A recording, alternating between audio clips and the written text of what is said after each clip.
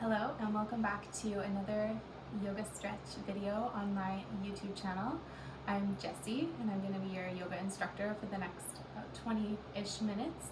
And today we're going to be doing a yoga practice for those days you wake up, maybe you got a lot of cramps in this area, maybe your hips are really sore, your back is really sore. You're just having one of those really shitty days. You know what I'm talking about? Ladies, you know what I'm talking about? So we're going to do a really easy, slow practice for those days when you just kind of don't have any energy and you feel kind of blah. So this doesn't only have to be done during your period. Yes, I said the P word. You could do this any day. It's not just for girls either. It's not just for womb havers. It's for anybody. We all have off days sometimes where we just feel like shit, right? Yes. Okay, so we're gonna get into it and we're starting off in a child's pose today. So first things first, we're gonna put the hair in the old ponytail. But we're gonna start in child's pose. So you're gonna take your knees out really wide, about as wide as your mat or even wider. You'll sit so that your big toes are just touching, but your rest of your feet are separated. Once you're comfortable with your legs, then you'll start to walk your hands forward on the mat. There we go. Bringing your chest down and your head down. So you can just rest your head down onto the mat. You can rest your forehead down right in the center, or if you want to, you can start to stretch the side of your neck a little bit by just turning your head and resting on the side instead. So if you rest on the side of your head, you'll need to switch at some point. So we're going to stay here and just start to mellow out, melting down into our mat and tuning into the breath.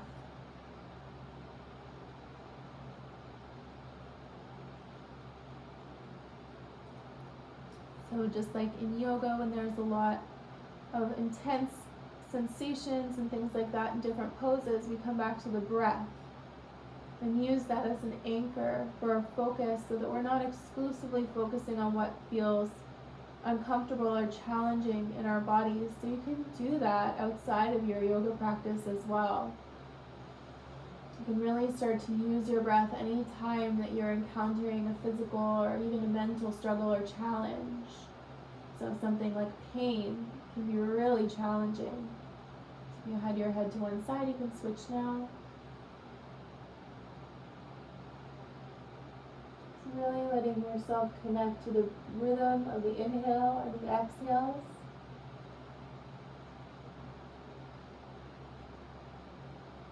Focusing on sending that air deep down, filling up your whole torso right down into the belly.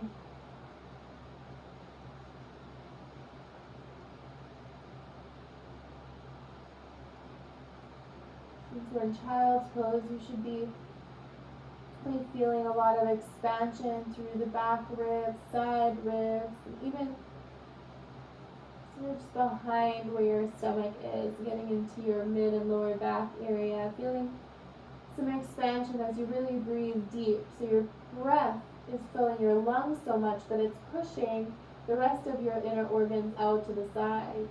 That's what you're feeling. Coming back into the center now in our child's pose here, and we're just going to keep your arms where they are. Start to move the chest forward until you're kind of on your forearms and your knees. Then you can extend your legs back, drop your hips down low, coming into a back bend known as Sphinx Pose.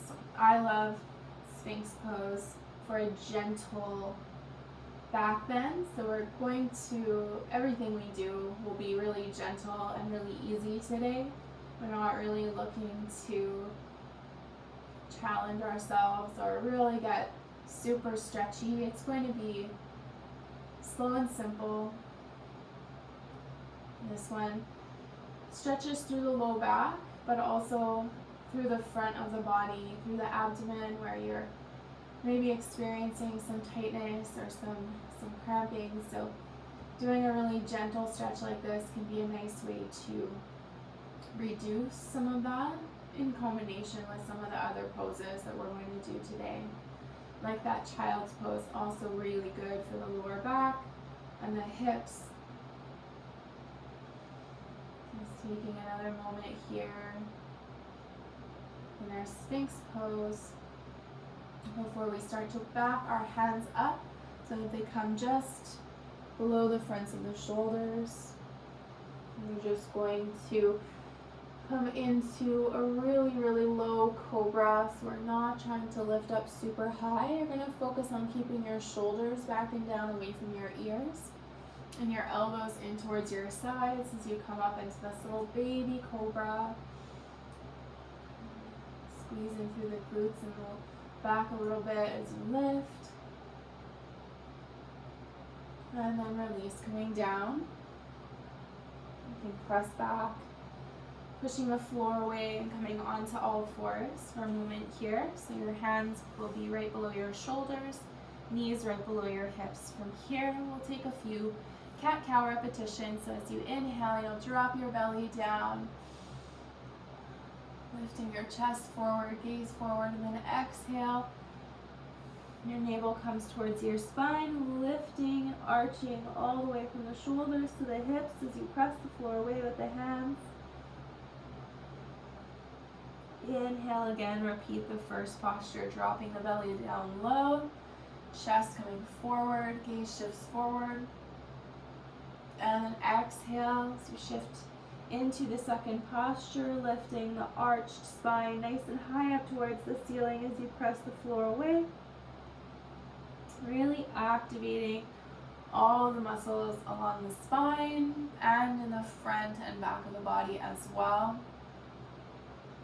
Keep going for one more repetition of each pose after this. Moving at whatever speed feels good for you. Last one, exhale, big breath. And then spreading the knees out wide again and taking the hips back once more for another repetition of child's pose. Only this time we're going to add on in our child's pose and take a little side bend here. So walking your left hand just outside of the left hand side of your mat, and right hand is going to follow palm onto the back of that left hand. So as you lower down, you're going to notice a big stretch all the way from your shoulder down the right side of the body. I love to practice this version of a side bend because it keeps your upper body nice and aligned, whereas sometimes doing it seated, you can tend to round forward. There's no chance of that happening here since we have the floor in our way. So just holding this for a couple more breaths. Really breathing deeply into that right side.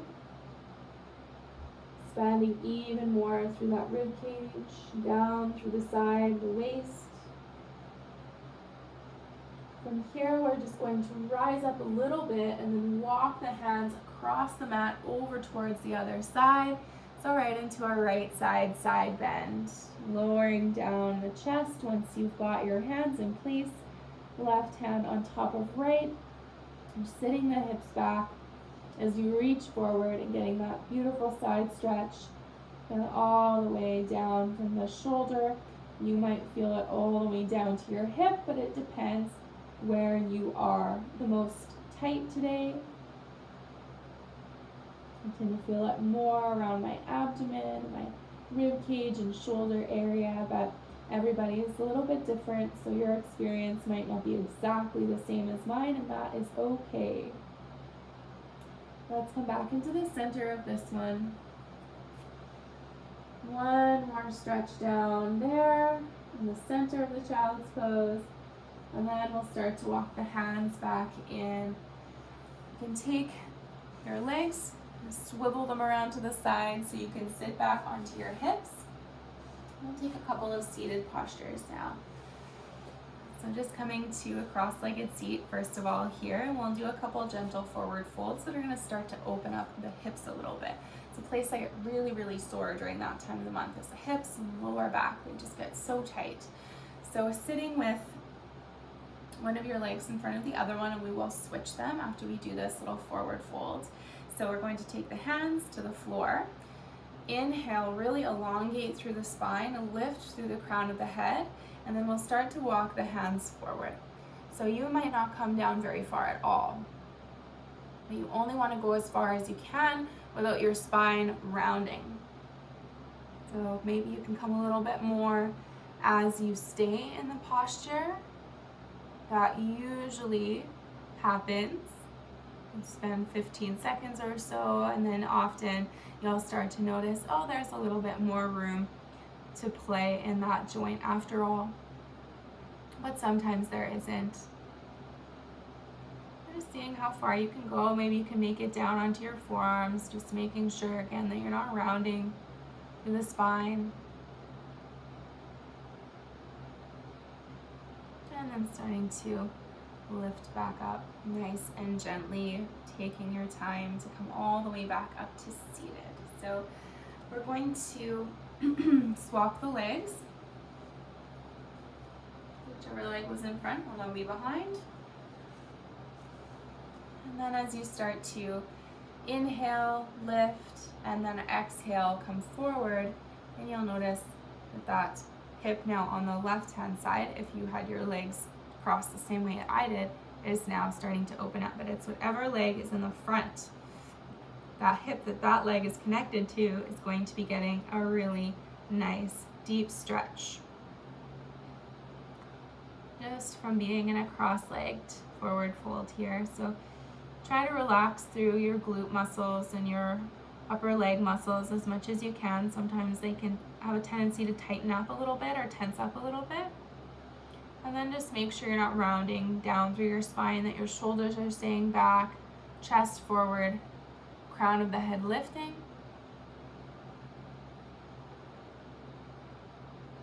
And then release, coming back up to your seat. So we'll take one of our legs now. I'm taking my right leg out to the side. And we're going to come into a twisted forward fold, one-legged. You could, if you wanted to, and you're really bendy, extend the other leg out as well and fold to both sides, but I'm going to keep the leg bent in for today. So you want to start by sitting up tall again, just like we just did in our forward fold while we had the legs crossed.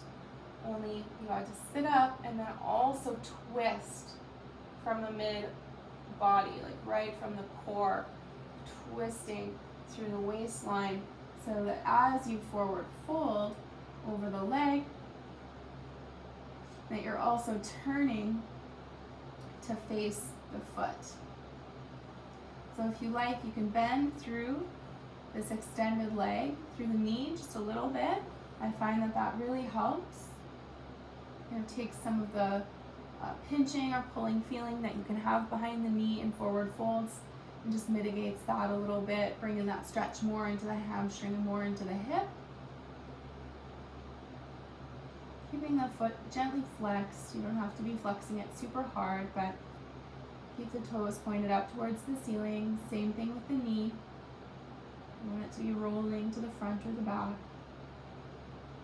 Really feeling that on the inner groin as well as the back of the leg, and then we'll release, gently coming back up out of that position, and then swapping out through the legs.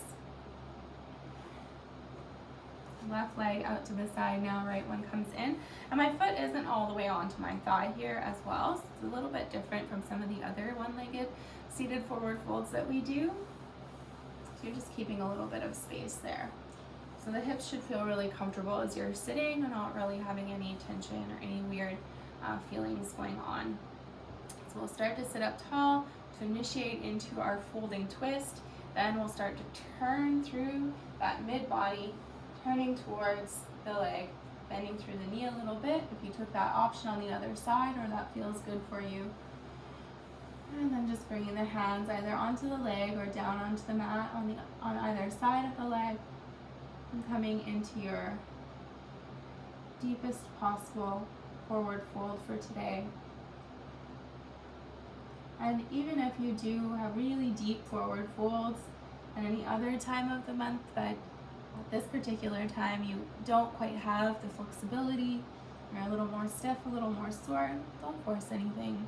You have a really good reason for being sore and stiff, so just allow your body to get into the shape that feels good for it today without adding extra layers of pain by beating yourself up. So you don't need that. Easing your chest and your belly down towards your leg in that forward fold, trying to keep your spine nice and straight. Shoulders back, chest coming forward, crown of the head lifting, and then let's release. So I'm going to come back on all fours now.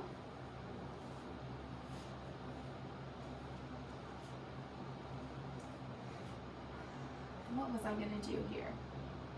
There was a reason we were coming onto all fours. Ah yes, a low lunge. How could I forget? It's like my favorite pose. So you're just going to bring your right leg forward. You don't have to keep your hands down to do that. You can absolutely lift them off the mat. Spinning that foot forward into a nice low lunge. So this is such a good pose for the hips, all around the hips, because you get the hip flexor stretching. On the left side, you get your hip, kind of the inside of the hip flexing or stretching. On the right hand side, it just feels really good to get that deep stretch now that we've sort of warmed up into those areas as well, a little bit with some other stretches. I'm just making some little micro movements. I'm wiggling my hips a little bit forward and back, side to side. Making a little bit of a circle here or there with them. Just easing into this pose, getting a little bit deeper as I stay every breath.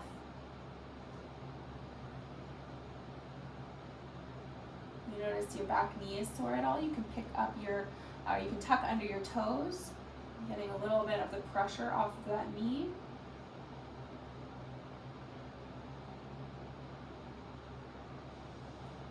You can bring your hands both to the inside of the knee, so you'll just adjust your right hand, walking the foot over into a lizard pose, so just a little bit of a wider version of the low lunge where you've moved your knee over, your foot over, so you're opening through the hip a little bit more.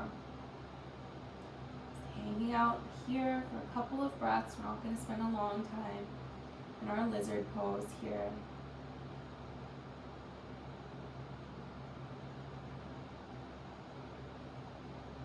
Last big breath.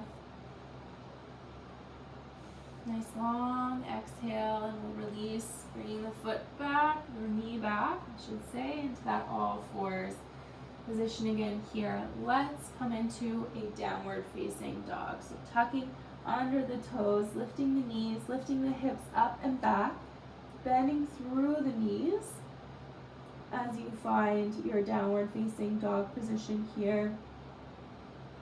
Couple of breaths. Maybe you want to alternate bending knees and walk the dog, as they say.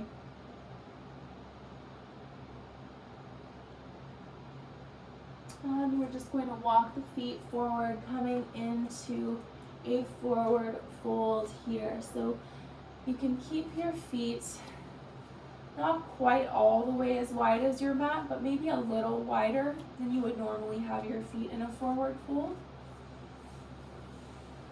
Exhaling yourself down over your legs, bending through the knees a little bit and letting your stomach, your rib cage just rest. Like my sweater is like attacking me now that I'm in a forward fold. Anyways, just surrendering down to gravity through your upper body, letting your arms hang, letting your head hang. You can even shake the head no, nod the head yes. Just releasing any tension you're holding through that area. You can start to sway through your upper body, If you feel like you're dragging your hands, you can reach for opposite elbows. Just making a little square with your arms as you sway back and forth. You'll feel that stretch move from one leg to the other. And you might want to find a little bit of stillness in the center again, bending through the knees and just letting the body relax over the legs. So good for your lower back and your hips. Inhale, halfway lift, crown of the head lifts forward, points forward, back straightens, legs almost straighten as well. Forward fold. And let's roll up. But as we roll up, we're going to be sitting the hips down. So the upper body is upright again, but now we're sitting down into a little yogi squat. So sit down as far as you can, bending into the knees. If you can't come, quite into the full version of the pose, that's totally okay. Just sitting back and down as far as you can, or just coming to sit on the mat as well. That's fine too. If this pose is just a no-go for you, that's all right. You can just sit down.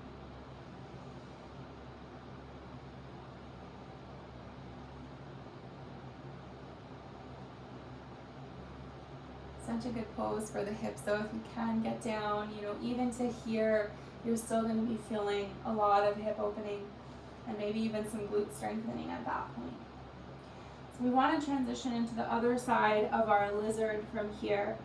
So your left foot should already be pretty far out towards the side of your mat. You're going to step back through your right foot, place the knee down, hands come to the mat, both are inside of the left knee. And there we are, back in our lizard pose on the second side. So we're just doing this in reverse.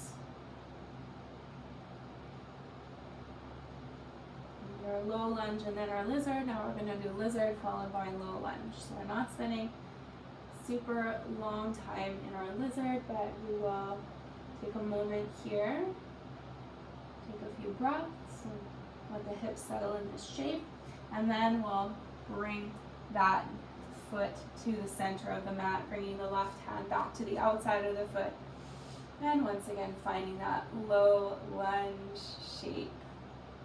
Again, if you find any discomfort in the right knee, you can tuck the toes under, just taking a little bit of the pressure off of that side. So with our low lunge, you can sort of sway side to side through the hips a little bit. You can rock back and forth a little bit. You can make some little circles with the hips. Anything that makes you feel a little bit more comfortable in the pose and helps your hips to sort of settle into this slightly weird posture. Trying to relax as much as you can here. I know it's a big opener, it's hard to relax sometimes in these really intense postures, but this is our last one before we lie down and relax. Not this whole practice hasn't been relaxing, I'm sure it has been. Let's start to walk the back knee in. We'll just turn to the side, coming on to our backs to lie down. So we're not quite done yet. We have a couple of poses that we're going to do on the floor before we're completely finished here. Just getting comfortable on your back. First of all, I like to tuck my tailbone and then set my hips down so that my low back has a chance to really connect with the floor. Same thing with my shoulders. I like to lift the chest and just tuck the shoulders underneath of my chest as well. Nice and comfortable. Just getting aligned on your back. And then we just have a couple of poses that we're going to do here, but just taking a couple of breaths as we settle. In through the nose, deeply breathing in, and then exhale out through the mouth.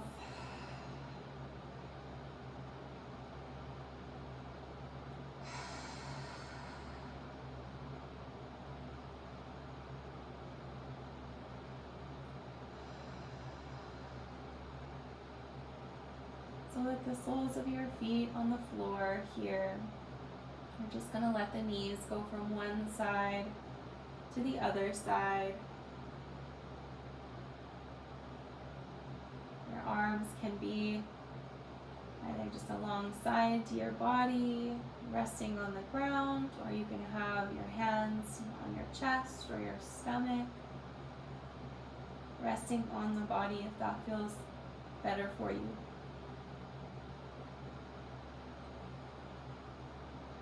As we bring the knees back into neutral here, we'll tuck them in, pulling the knees in towards the chest together, hugging them in with the arms, and seeing if you can not round your tailbone up too much away from the floor. So trying to keep your lower back, tailbone area flush down with the floor.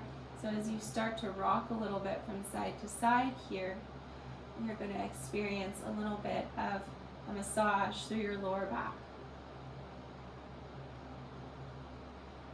Just a nice little massage to release that area. If no one else to give you a massage right now, at least you can sort of massage your own back against the floor. And you can start to release the legs. And keeping your left leg in, hugging it a little extra. And you can extend your right leg all the way out. And then you can take your left leg and start to turn the hips towards the right as you keep your left hand shoulder grounded on your mat. You're twisting through the hips while you keep your chest facing upwards. This twist through the low back, through the hips, to really feel some nice opening in those areas of the body. If nothing else, it's a fantastic relaxing pose for you to just breathe and just sort of melt into the floor.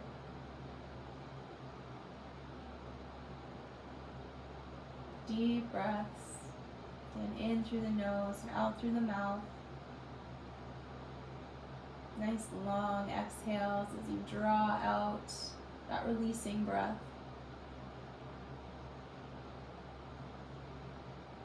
And then coming back into center really gently, rolling back onto the back again, straightening out, lifting up the hips, lifting up the shoulders again, and then we'll release that left leg out onto the mat. Right leg is going to come in now. We're just going to hold it in towards the chest in preparation for that twist. So remember, we're twisting the hips towards the side as the shoulders and the chest stay facing the ceiling above you. So you'll be pinning your right shoulder down onto the mat. We'll start that twist to the side. So your left hand can actually guide your knee over as you make your way into this position, this posture. Shoulder stays down. If the shoulder starts to lift, then you know you've gone a little bit too far with the knee and you'll just have to bring it back a little bit. So your goal isn't necessarily to bring your knee all the way to the floor, although it is moving in that general direction. Taking some deep breaths here.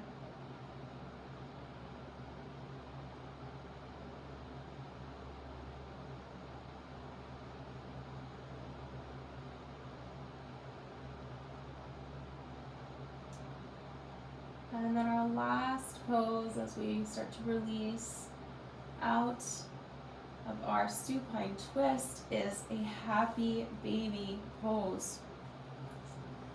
Another one of my all-time favorite poses. For this one, you bring your knees in towards your chest, but then out towards your armpits, and your hands reach for the outside edges of your feet.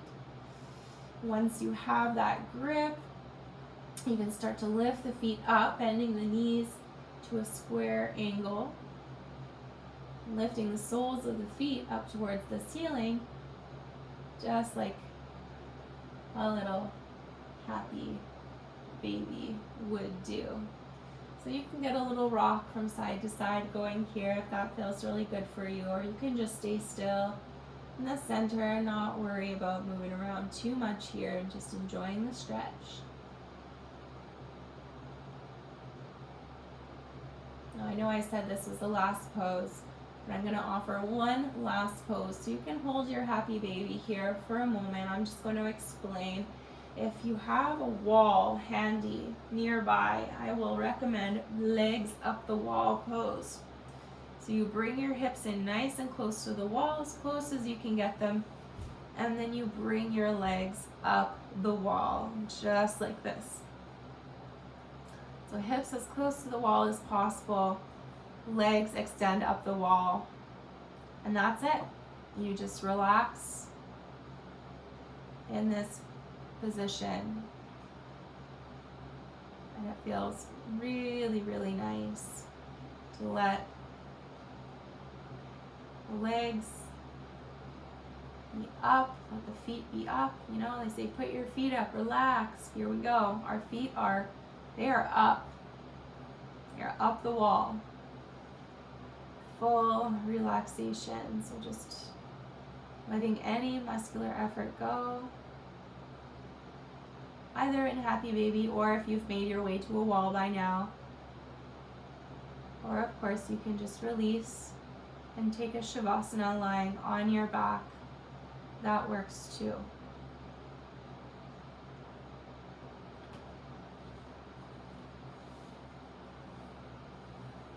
So this is about the point where I will say goodbye and leave you guys to your relaxation. If you have another 2 to 3 minutes to hang out with your legs up the wall or in shavasana, just lying on your mat breathing, I highly recommend it. It's actually a really important part of the yoga practice, is just that few minutes to let everything sink in and give yourself time to transition back into your regular life.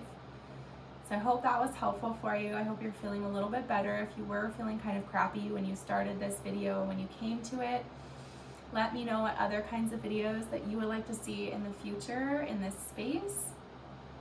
Let me know in the comments. Also, please like this video, please share it if you found it helpful, and definitely subscribe to my channel. I'm making new videos all the time, and I'd love for you to be part of the community. So please join us for all of the yoga. Thanks a lot and have a wonderful day.